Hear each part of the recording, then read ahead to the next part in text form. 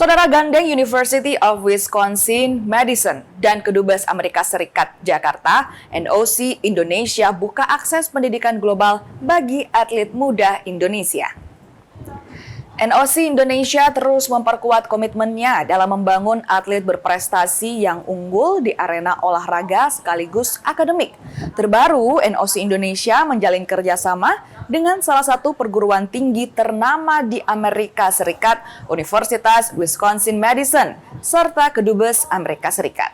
Dari kerjasama ini, NOC Indonesia membuka peluang bagi atlet pelajar Indonesia untuk mendapatkan akses pendidikan di negeri Paman Sam. Di Amerika, para pelajar bisa berkompetisi dengan atmosfer yang kompetitif. Sebab banyak calon atlet terbaik dunia menimba ilmu sambil berlatih di Amerika melalui kompetisi NCAA. Langkah serupa juga pernah ditempuh perenang legendaris Richard Sambera, petenis Aldila Suciadi, hingga pebasket Derek Michael.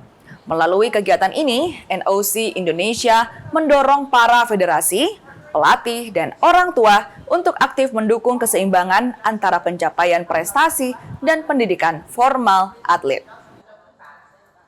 Prihatinan NOC Indonesia di tahun 2024 akhir, kita masih lihat banyak atlet yang sekolahnya itu belum jadi prioritas gitu. Akhirnya ketika mereka sudah selesai menjadi atlet, mereka pusing dengan susahnya mencari pekerjaan dan lain-lain.